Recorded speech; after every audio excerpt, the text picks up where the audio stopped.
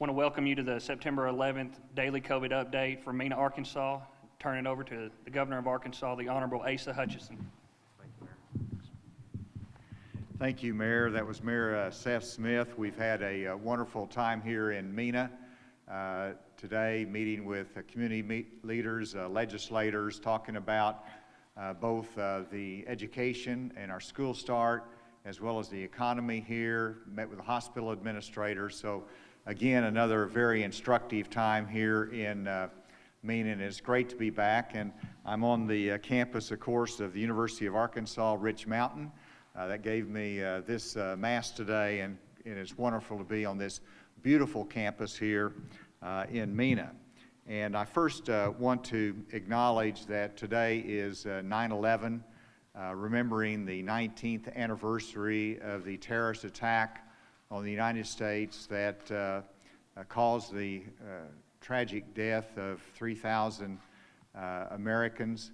And I know that everybody is remembering that occasion today, and it was really a turning point in our country that changed life for us, and it's important for us to remember that attack and purpose ourselves to make sure that we protect ourselves for the future. Whenever we met today with the schools, I was impressed with a couple of things, and we met with the Mena School District, but many of the other surrounding school districts, and one superintendent said that they were surprised, but that this was the best school start that they've had. And they talked about the students, how resilient they are, how they're working hard to make sure that they follow the guidelines, and they're loving school this year, and that those that signed up for virtual education, many of them are shifting back over to in-classroom instruction whenever they see the safety measures in place. And so that was just an instructive comment by the school superintendents. And then, you know, in meeting with the mayor and the county judge, talking about the economy here and the resilience of it, how the small businesses are doing well, they're innovating. And so all of that was encouraging news to us today. I am delighted to be joined by Dr. Jose Romero today. And then let me go to our case report. And let me start with here in Mena. In Polk County, we have 16 active cases. And in today's report, you have an additional 2 positive cases here in Polk County. And you have a 6.9% positivity rate, which is relatively low compared to the rest of the state. And so I want to applaud the leadership here and how you've embraced the necessity of testing. You've worked in partnership with each other. And here at the U of A Rich Mountain College, how they have really adapted in terms of their student body and all of their activities to make sure they have the right safe precautions in place. Now let me go statewide to our report today, and we have an additional 1,107 cases in the last 24 hours. And yes, for those of you that pay attention, that is a record number of new cases in a 24-hour period. And if you look back, and we'll see that when we go to the graphs, but this is something that I actually expected. When you have a number of lower days, that you're going to have a spike at one point. You don't want it to be that high. But if you remember last Friday, we had over 1,000 new cases as well. So we'll see where it goes from here. But a couple points on that new 1,107 cases. Of that number, 225 positives came from one lab that brought them in one day, and 1/3 from that lab, the cases were from last week. And so you're going to see that when you're dealing with commercial labs, that they might send a large number in one 24-hour period versus getting them periodically each day. And that's why that 7-day rolling average is the most instructive in terms of where we are, because that averages and smooths those spikes out. We have no new hospitalizations, so we remain at 392. We do have, sadly, 13 new deaths. That brings us to 953 deaths as a result of COVID-19. In testing, this is a very robust, strong testing day with 7,801 tests that were performed over the last 24 hours. That's a strong showing, and it actually gives us the opportunity to do our contact tracing on a broader number of positive cases that helps us to stop the spread, to reduce the potential for spread. In terms of antigen tests, we had 459 antigen tests. That of those, 78 were positive, 381 were negative. That's a 20.5% positivity rate. If we go to the graphs, we see again that that last bar graph shows the high point in terms of new cases in a 24-hour period. And you can see the last one was exactly 1 week ago on the 7-day rolling average. Now, you know, on the rolling average, we've gone down because we've been going down for the last 4 or 5 days. Now, because of this spike, it'll tick back up a little bit in the coming days. But there's the rolling average. And then the hospitalizations, as you can see, remains flat, below 400. Next, this is a 7-day rolling average of positive cases in Arkansas, or positive tests. Again, the 10% level we want to stay below, and you can see yesterday those last few bar graphs were lower, but they get filled in because you get some of the test results that come in over that period of time, but it is still below the 8% positivity rate in the last few days. And then here, this is always instructive to me where we're getting the tests that come in. And the white is the Department of Health lab that really worked hard the last 24 hours with a strong showing on tests. And then you can see the high number in the red that takes us well over 7,000 in our test. So it was a very good testing day. And this is the antigen test. As you can see, it's a higher positivity rate on our antigen test. These are people that want a quick turnaround on the test. They're feeling ill. They want to get a response, and those are a higher level of positivity. And this, let's go to the regions. When I'm out in a particular part of the state, I want to go through the regions, and we are in the southwest region. And these are the different public health regions. You got southeast, southwest, you've got northwest and northeast and central.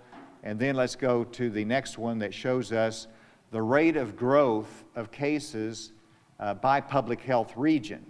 Now, I will emphasize this is from August 30th to September 5 by public health region. So it's a little bit of old data, but it's still relevant. And we can see in the southwest that we're next to the last in growth rate in public health regions, with the highest one being in the northwest because of the university to a large extent coming back.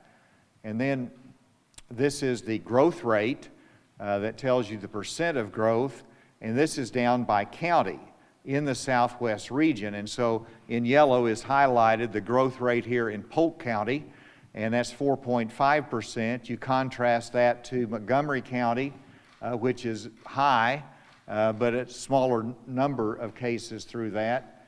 You can look down in Clark County, Arkadelphia area, a little bit higher. Lafayette County is a higher percent rate. You got to look at the raw numbers really to see, put those in perspective, but you can see that Polk County is holding its own, doing well.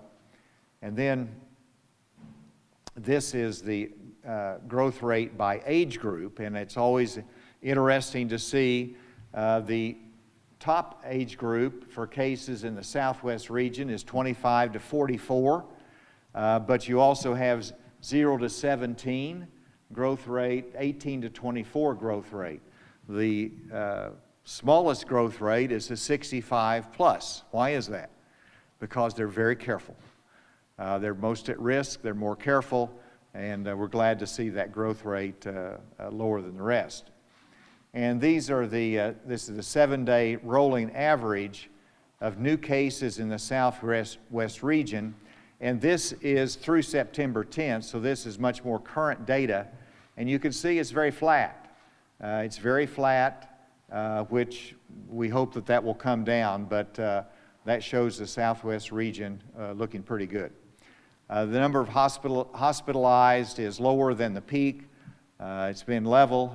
That's good news for our hospitals in the Southwest region. And then this looks at all of the different regions together in terms of their trend lines, with the top line in the orange, the Northwest. We've made some progress there, and this is through September 10th as well. The Southwest is the green.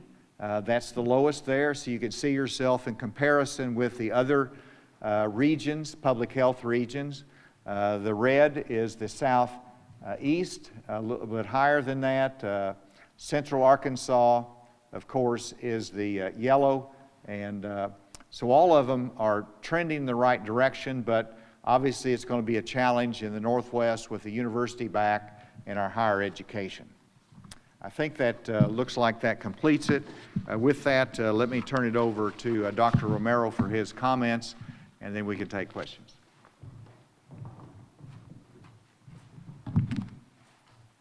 Thank you, Governor. So I will add a little bit more detail to the numbers presented by the Governor. As mentioned, there were a total of 67,911 cases. I want to point out that 12.9%, nearly 13% of those cases came from colleges and universities, again pointing to that age group as a contributor, a major significant contributor to the numbers. We currently have 5,713 active cases. Of the tests that were performed in the last 24 hours, the Governor mentioned it was 7,801. 2,444 of those cases were from the Health Department, 4,957 from commercial laboratories, and UAMS contributed 400. To date, we have an additional 577 Arkansans recovered, giving us a total number of 61,245. Ventilator use continues to decrease. We had a decrease of 3 individuals, so we're now with 76 individuals using a ventilator, and again, that bodes well in case we need to use them in the future. The top counties, due to the increased number of cases, we have now 10 counties above 20, equal to or above 20 cases. So in decreasing order, Pulaski County at 105, Washington County at 91, Craighead County at 61, Benton at 52, Sebastian County at 51, Jefferson County at 47, Crawford County at 35, Faulkner 25, Garland County at 24, and lastly, Carroll County. So I'll stop there and turn this back over to the Governor. Thank you. Thank you, Dr. Romero, and with that, we'll take any questions. Governor, this is Andrew with AP. Yes. I want to ask you a couple questions. I guess first on the increase we're seeing today, you previously said that you didn't think it was time to look at additional restrictions unless we started seeing multiple days in a row of 1,000 cases. If we are getting to a point where we're hitting a new record on a regular basis like this, would that be a cause for alarm or a cause for looking at changing strategy or changing the approach on this? And the second question I had was, wanted to see if you or Dr. Romero could talk about, are you getting any sense of progress in terms of dealing with the growth in cases on college campuses, college age cases, and if there's not progress there, what else needs to be looked at? Thank you, Andrew. And in reference to your first part of your question, Dr. Romero and his health department team and myself, we consider every option on the table as needed as a tool, and we make decisions based upon the data, where it's coming from, and what action should be taken. And certainly, if you have multiple days of 1,000 plus, then we're going to sit down and look at is there any additional action that can be taken. It could be in the area of contact tracing. It could be in concentrating our testing in a particular breakout area. So it all really depends upon what we see as to where those cases are coming from. You don't want to take action broadly in terms of restrictions and businesses if they're not related to an increase in cases. So we're going to continue to make those judgments day in and day out based upon what we see as to the reasons for it and what action would make sense in that situation. In terms of the college campuses, we have to understand that sometimes our data is a little bit delayed.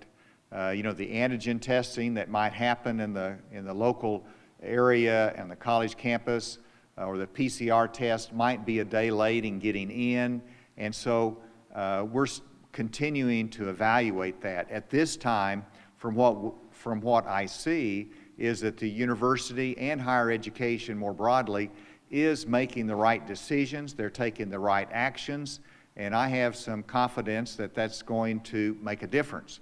We'll continue to look at it and to see if anything additional should be done or what conversations we should have with the higher ed leadership. Dr. Romero, do you have anything to add to that? Next question. Governor, this is Chad Miro with KNWA News. A couple questions. One, I was hoping Dr. Romero could clarify something for us. I believe he said it was 13% of cases were from college communities. Is that 13% of today's new cases or 13% of a cumulative number? I was hoping you could clarify that for us. And then also, can you give us a sense of how we should interpret that number, 13% of cases from colleges?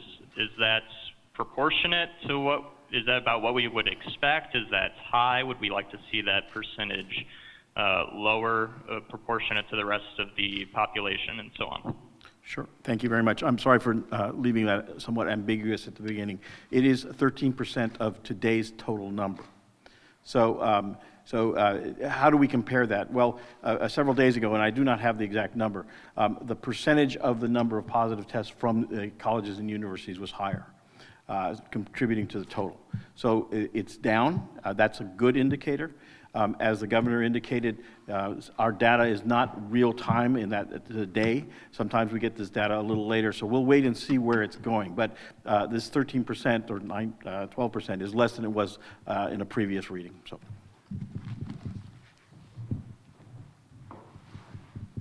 Any other question? Hey, this is Andy Davis with the Democrat Gazette. I just wanted to ask on the increase today, how concerned are you by it, and do you think this could be related to Labor Day activities? We've actually had that conversation with Dr. Romero, and that is a possibility. I think it's a little bit early to say whether these are connected to Labor Day activities, but that's possible.